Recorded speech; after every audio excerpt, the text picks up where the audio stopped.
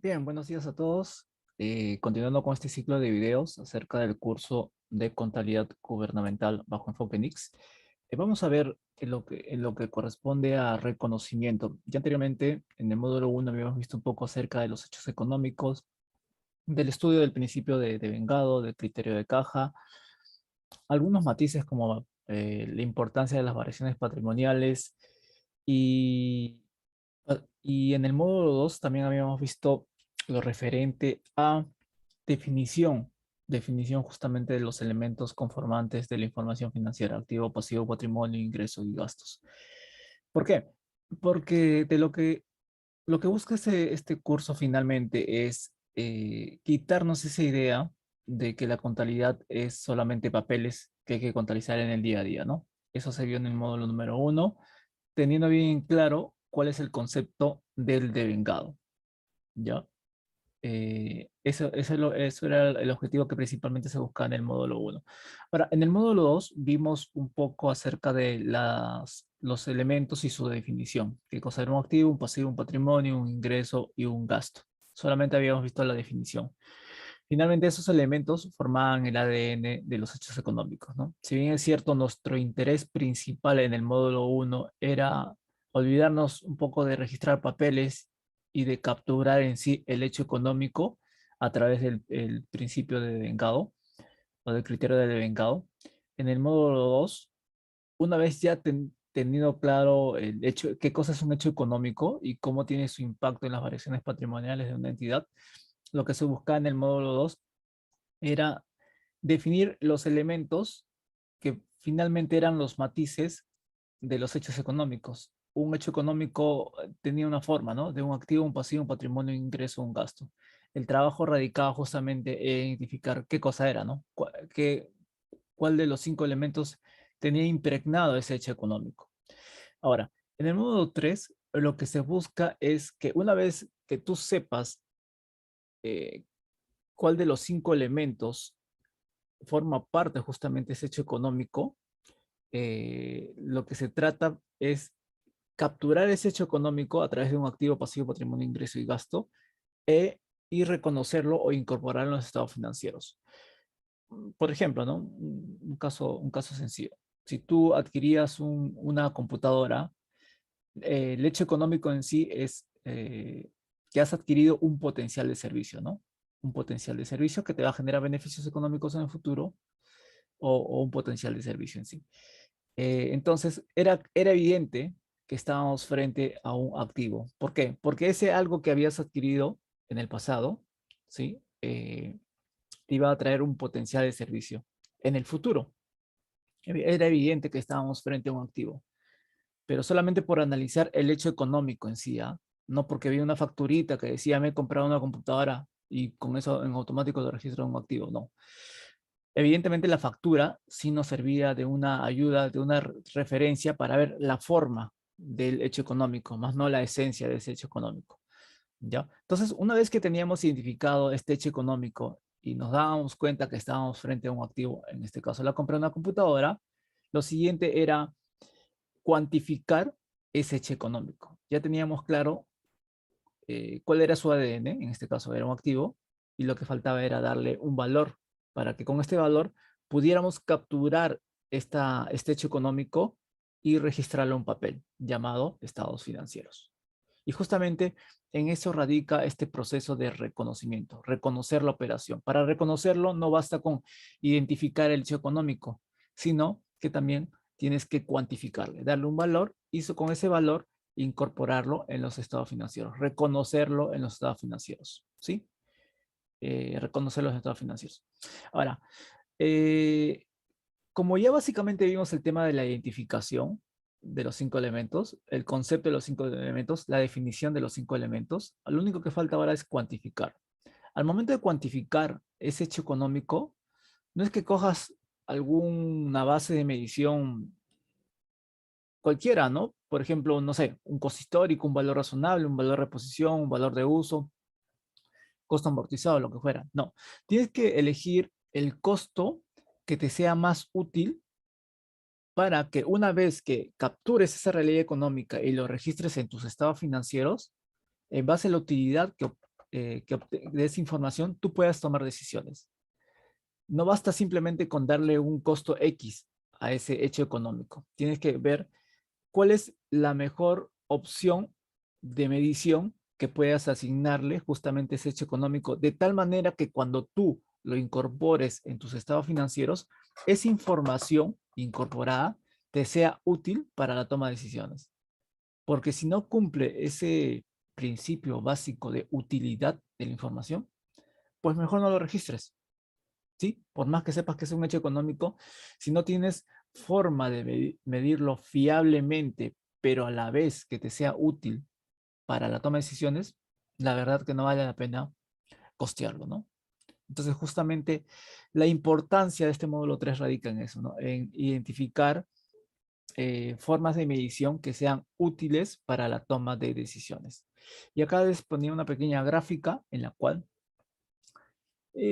todo empezaba acerca de cómo identificar las variaciones patrimoniales, ¿no? De una entidad. Inicialmente, en el pasado, se registraban las variaciones patrimoniales solamente registrando ingresos y gastos, ¿no? Y estos ingresos y gastos se registraban en el periodo que corresponden, los periodificábamos, ¿no? Esto se hacía a través del método de devengado. Antiguamente el método de devengado periodificaba las operaciones de ingresos y de gastos, no le daba tanto énfasis en los demás elementos como son el activo, pasivo y patrimonio, pero ya a raíz del nacimiento de la literatura hace 20 años en el marco conceptual y en la NICP 1, se pudo dejar bien claro que el devengado no solamente abarca reconocer en el periodo los ingresos y gastos, sino los 5 elementos. ¿Y cómo lo reconocías? Uno, conociendo la definición de cada uno de ellos, lo cual ya vimos ello en el módulo anterior. Y dos, eh, reconociéndolo, ¿no? ¿Cómo lo reconozco? Vamos a ver. La forma de reconocer un elemento de los estados financieros, rescatando la literatura del marco conceptual, es la siguiente. Miren. Este capítulo identifica los criterios que deben satisfacer para que un elemento se reconozca en los estados financieros. El reconocimiento es el proceso de incorporar e incluir los importes expuestos en el cuerpo del estado financiero apropiado. Una partida que cumple la definición, temas que ya lo vimos en el módulo anterior, una partida que cumple la definición de un elemento y puede medirse, segunda variable, puede medirse de forma que satisfaga las características cualitativas y tenga en cuenta las restricciones de la información incluidas en la información financiera de propósito general. Ya vamos a ver más adelante este tema de las características cualitativas y restricciones de la información, que de verdad son características necesarias para que la información que tú obtengas finalmente, producto de capturar los hechos económicos a través de la asignación de los 5 elementos, con su valor de medición correspondiente, traiga consigo de que la información sea útil, pero siempre y cuando tenga también consigo las características cualitativas y características restrictivas. Características que finalmente van a asegurar o van a servir como un filtro de asegurar que la información que tú estás incorporando en los estados financieros sea útil.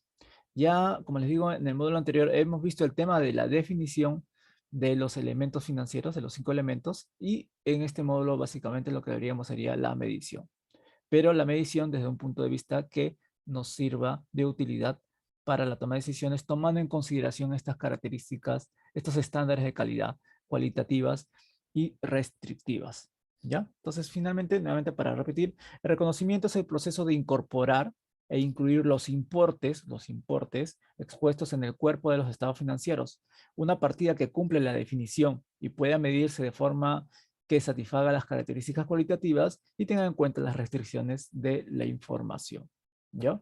Entonces, vamos a ir viendo poco a poco las características cualitativas y restrictivas, pero a mayor profundidad, ¿ya? Porque he visto, bueno, vamos a ver más adelante cómo los títulos de cada característica cualitativa y a veces muchos de los contadores lo que hacen es simplemente repetir lo que la misma terminología indica, ¿no? Lo vamos a ver más adelante a mayor precisión. Pero el hecho es el siguiente. El reconocimiento finalmente viene a ser dos cosas. Definir frente a qué hecho económico estamos y darle un valor. ¿Sí? Por ejemplo, si, como les dije, si compro una computadora, evidentemente estamos frente a un activo. No porque la factura me lo dice, sino porque sé que estoy frente a un potencial que después lo voy a consumir y me va a generar beneficios económicos o un potencial de servicio.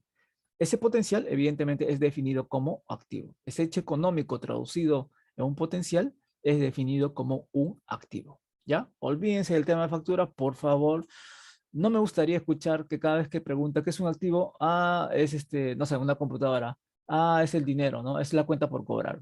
Esa es la apariencia física. Yo no les pregunto qué es lo que ustedes ven, sino qué es lo que ustedes a través de la base económica pueden percibir del hecho económico, ¿no? Entonces, ya cumplimos con el tema de la definición del activo y lo siguiente sería medirlo. ¿A qué costo lo voy a medir? ¿Cuál sería el costo más apropiado para medir un activo? Normalmente es el costo histórico, pero ¿por qué es el costo histórico? Recuerden que el costo que nosotros utilicemos o elijamos debe servir o debe ser útil para la toma de decisiones. Si ustedes, solamente un ejemplo simple, acá les puse 3 ejemplos, ¿no? Inventario es un activo, propiedad de planta de equipo es un activo, cuentas por pagar es un pasivo. En los 3 casos utilizo el costo histórico para reconocer esos activos y pasivos dentro de los estados financieros, haciendo solamente el uso de estas 2 variables. Pero, eh, ¿por qué en un activo yo registro, por ejemplo, el propiedad planta equipo al costo histórico? Acá está, propiedad planta equipo y lo registro al costo histórico. ¿Por qué? Porque es el costo inicial, porque es la primera vez que he comprado. Es obvio que cuando compro, es la primera vez que he comprado y sería el costo inicial, ¿ya? Y toma la terminología de costo histórico, ¿no? Histórico, la historia, ¿no? El inicio. Pero eso no es la razón de ser, porque recuerden que el costo que ustedes hayan elegido tiene que ser útil para la toma de decisiones. Ahora, ¿de qué manera buscamos esa utilidad que tanto menciono, ¿no? Cuando ustedes compran una computadora, y se me ocurre, ¿no? La computadora les cuesta $1000. Les cuesta $1000. Pero ¿qué es lo que van a hacer con esa computadora cuyo importe base es de $1000? ¿Qué harían con esa computadora? Lo que van a hacer, esa computadora trae consigo un potencial de servicio, ¿no? Al momento de utilizarla, me va a brindar un potencial de servicio. Entonces, año tras año, ese potencial de servicio se va a ir consumiendo por el propio uso que le doy y que contablemente lo denomino depreciación. Entonces, esos $1000 que inicialmente había invertido yo en la compra de esa computadora, poco a poco esa inversión se va consumiendo, evidentemente, en que un momento llega a valor 0 o valor 1, valor residual 1. Pero, eh, díganme ustedes, cuando ustedes adquieren esa computadora, ¿le daría un valor cambiante todos los años o simplemente me quedaría con el valor inicial que le asigné a esa computadora? Inicialmente le di un valor de $1000, ¿sí o no? Entonces, la siguiente pregunta que me hago es, ¿cómo voy a recuperar esa inversión que yo hice en esa computadora por $1000? Solamente hay 2 formas, ¿no? De recuperar una inversión que hice en algo, o consumiéndola o vendiéndola. En este caso, como estamos frente al rubro de propiedad, planta, equipo, he invertido $1000 en una computadora y lo único que quiero es recuperar la inversión que hice en esta consumiéndola a través de la depreciación.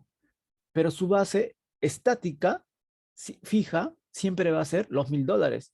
No necesito hacer nada más con ese importe más que consumirla y ver cómo voy consumiendo de manera progresiva a través de la depreciación la inversión que hice inicialmente, perdón, en este activo fijo. Por lo tanto, el costo más adecuado, más cómodo, más barato y más útil que me sirve para la toma de decisiones, costo-beneficio, una de las características cualitativas, es justamente el costo histórico. No necesito saber nada más con respecto a esta inversión que hice. Si yo me compro una computadora, pues le daría el valor de mercado que en ese momento se dio, ¿no? El valor de mercado, el tan famoso valor razonable, que justamente ese valor razonable en ese momento es igual al costo histórico, ¿sí?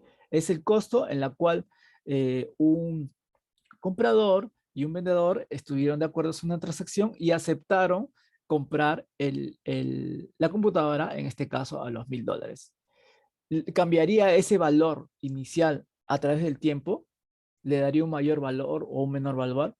No, me quedaría con ese valor inicial porque lo único que quiero saber para efectos de propiedad, planta y equipo, para efectos de la computadora, es cómo voy consumiendo la inversión que hice inicialmente en la compra de esa computadora.